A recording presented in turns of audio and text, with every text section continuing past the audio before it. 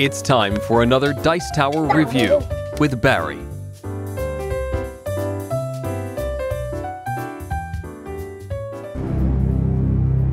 In February 1678, after a long career in piracy, Henry Morgan cleverly managed to get himself named governor of Jamaica, charged with driving out pirates and buccaneers.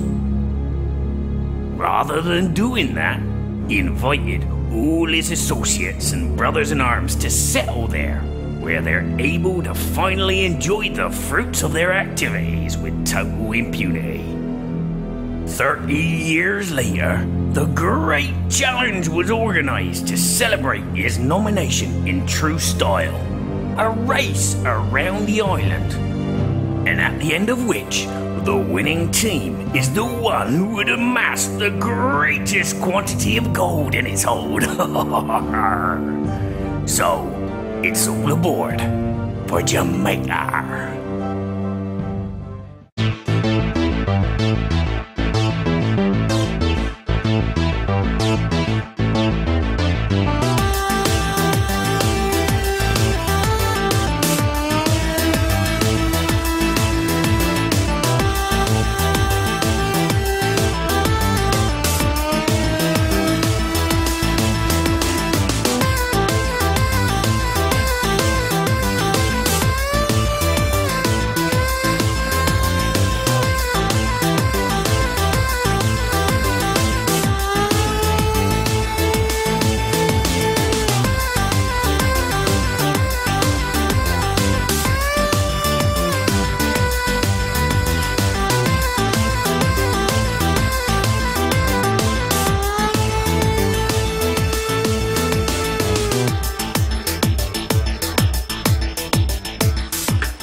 Let's start by opening the box. Look at this.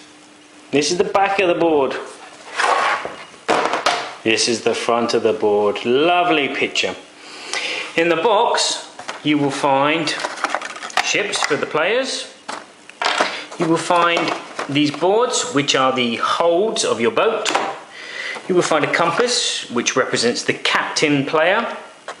You will have these cards for all the players. Obviously the colour corresponds to the colour of the boat. You have these treasure tokens and these treasure cards. You also have two numerical dice and a combat dice. And you have the three resources which come with the game. Cannons, the pieces of 8, and food. The setup of the game should be like this. You place the two numerical dice in the center. Next to that, there's the deck of treasure cards. There are 12 that come with the game. You need to remove 3 at random and place them secretly in the box.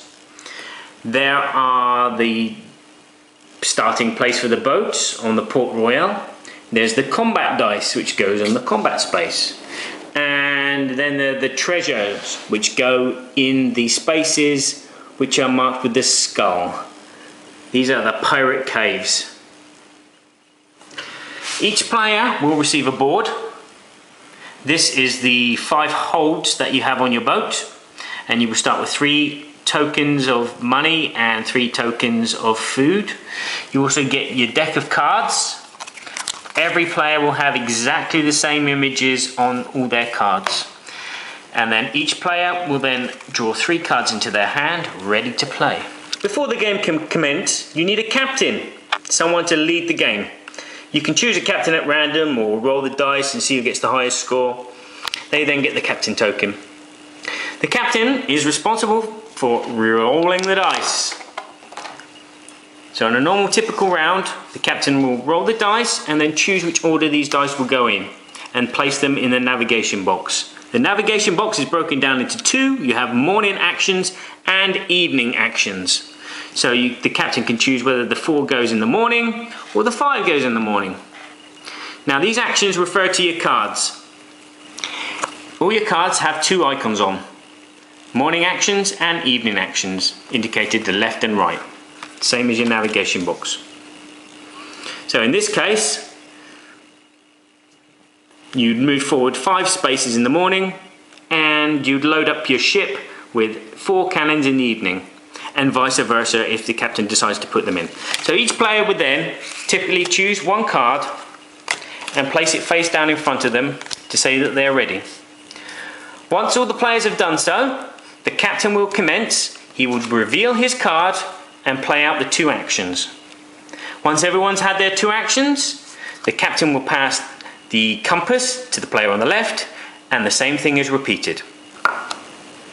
Okay, let's talk about the action types. There are 5 different actions. Let's say, for example, this card was played. The arrows mean that you move forward. So, in the case of this player, they would move forward 5 spaces. 1, 2, 3, 4, 5. And then they'd have to pay the resource. And then they'd have to move forward 4 spaces. 1, 2, 3, 4. Or 1, 2, 3, 4. And then they would have to pay whatever resource they paid landed on there. There are the food and the cannon tokens, or resources. So in this case, you would load up 5 food tokens in the morning.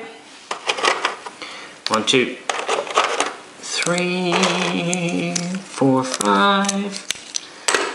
And then you'd load up 4 cannons in the afternoon. 1, 2, 3, 4, 5, 6, 7, 8, 9, 10, 11, 12. If you noticed, I've placed the food in 2 separate holds. You're never allowed to place the same thing in the same thing. Anyway, I'll go through that a bit later. There is also money. Money. Okay, so in this case, you'd get 5 gold and 4 gold. So in the morning, 5 gold, 1, 2, 3, 4, 5, 6, 7, 8, 9, 10, 11, 12. But now my boat is full up, all my holds are full. So what do? I now have to add these 4 gold from the afternoon event somewhere else. What you cannot do is you cannot replace gold with gold in Turdy. Illegal. But you can replace either the food or the cannon, so it's up to you to choose what you want to do. Finally, there are the red arrows. Red arrows mean you go backwards. They're not elite fighter pilots, so you would move backwards. 1, 2, 3, 4, however many spaces. So that's your 5. Move forwards, move backwards, load up with money, load up with cannons, and load up with food. Let's talk movement. Whenever you move, whatever space you land on, you have to pay.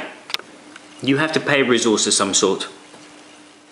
So in this case, if this pink boat moved forward 3, 1, 2, 3, it would land on a space where it tells them that they have to pay 2 food. That's to pay your crew for eating. So you just remove 2 foods from your boat somewhere. If you were to land on a port like this one, there's 2 ports right next to each other. One is for 3 and one is for 5. I've landed on one with 3, which means I'd have to pay 3 gold. Oh, there I am. Cuckoo. To stay on that space. Now, paying resources does free up spaces on your hold. But what happens when you can't pay? Let's say that pink landed on the 5 here. Well, what pink would have to do is have to pay 5 gold. Let's say that they've only got 3. What they'd do is they would pay all 3 of those, and they'd have to move back a space. Sorry, you can't stop at our port. Oops. Now, they have to pay 3 gold to stay at that port. No, got no money, sorry. So they'd have to move back again. And this will continue until you can either pay or you land on a free parking. Beep, beep. This is a free parking. A pirate's cave. This one comes with a lovely token, which means that there's some treasure here, which means that you can take a treasure card. But we'll go back to the treasure cards a bit later as well. So you've got free parking, you've got not free parking, and you've got pay your crew, well, feed your crew, because otherwise they're going to starve to death. And they all come in different amounts of payments. Okay, let's move on to combat. When does combat happen? Well, combat happens when a player lands on a space occupied by another player. So the player who moved would first have to pay the resource cost, and and then have to fight whoever it was. If there was more than one person, they can choose who they want to fight. But if you ever stay on a space where there is another player, you have to fight. That's where the combat dice comes into play, and the cannons. As you are the attacker, the person who just moved, you can choose to utilize any cannons that you have in your hold. You can say, I'm going to pay 2. And then you roll the combat dice. The combat dice comes with numbers and an explosion. The explosion is an instant win. You cannot stop the instant win. So let's say purple has chose 2 cannons, and they roll the dice and they get an 8. So 2 cannons plus the attack value of 8 gives them a total of 10. Then the defense can do the same. They can utilize any cannons that they have to attack, and then roll the dice and see if their value is greater. If it's not greater, they lose the conflict. The loser will then have to pay. Pay what? Well, basically the winner can take one of the holds of the boat of their victor. So I could take the 3 food, or I could take the 2 cannons. Or if there was any treasure chests, you can take them. Also, you can give treasure chests. I'll go through that in a second as well. The treasure cards come in a variety of flavours. You have this one, which gives you +3. And this one gives you +7, +5, +3, +5. But you also have cursed treasure, which give you a negative result, which is useful. As I said, if you go into a fight and you win, you can give away a negative cursed treasure. But if you win, you can take someone else's treasure. Now, there are 4 special powered cards in the treasure deck. There is the extra hold, which gives you 6 holds instead of 5. Again, that can be stolen from you or won from you in combat. You also have the map, which gives you an extra card in your hand, which means you can have 4 cards each round. There's this sword, which lets you re-roll a dice. Now, when I say that, I don't mean you can re-roll a dice. When you go into combat, you can choose whether you or the person you are attacking or defending against has to re-roll, but you can only choose one or the other. You can't re-roll your dice and then ask your opponent to re-roll theirs. So that can be very handy. And then there's the cannon, which just gives you an immediate +2 to your attack score. So let's talk about how the end of game works. Basically, when someone crosses the line, that indicates that the last round has been played. So let's say purple move forward, 1, 2, 3, 4, 5. They have finished the game. Any actions that they've got left, they do not play. But the other players can play their actions, and once everyone has played their card in their actions, that's when the scoring starts. Scoring! Yeah, you don't get to win just for crossing the line first. You get scored. You get scored on these numbers which are on the boxes here. So if you were the first one on the line, you'd get 15 points. Anywhere behind this red line gets a -5 points. Sorry, green. Right, so yeah, so he's got 15 points, but that's not the end of the game. Don't forget, you got these treasure cards here. Some of them are positive, some of them are negative. You count them up as well. Also, any gold that you've still got on your boat will be counted at 1 point per piece. So there is lots of extra points to be won, picked up, stolen, whatever. Obviously, the person that wins is the winner, and they win by having the most points. Okay, Jamaica.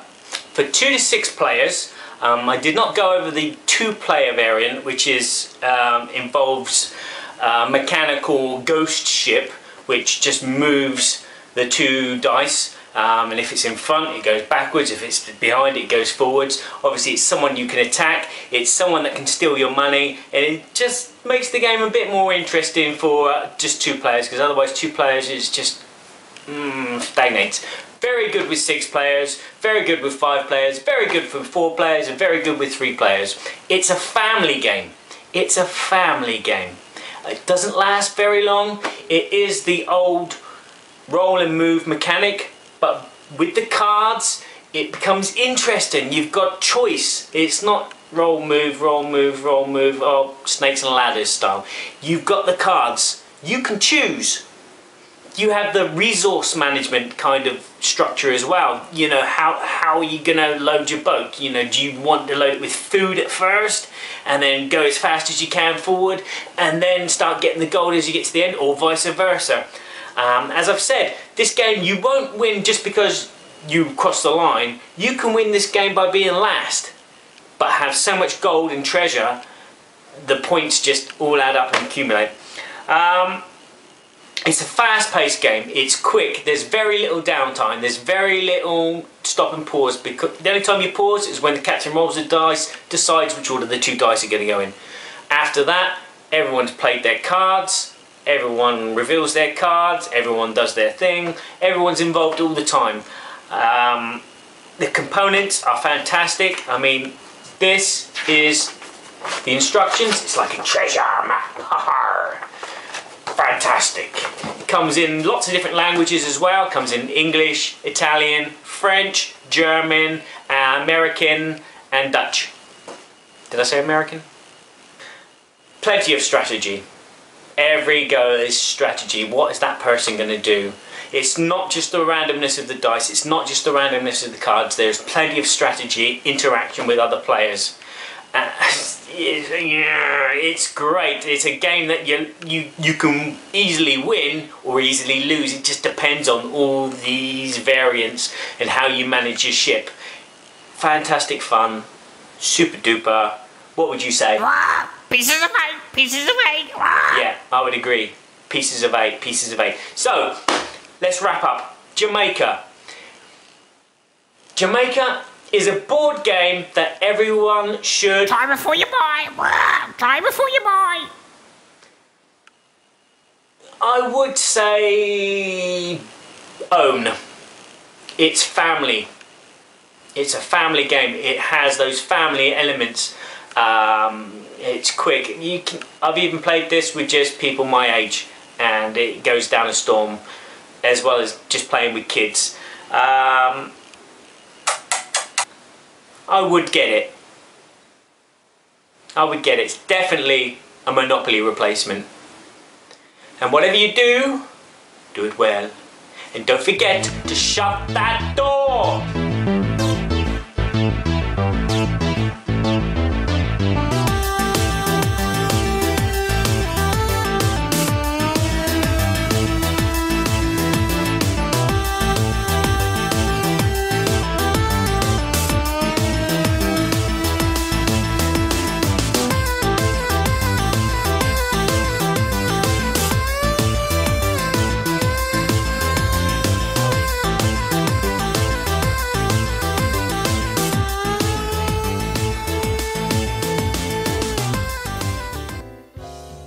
Thanks for watching our review today.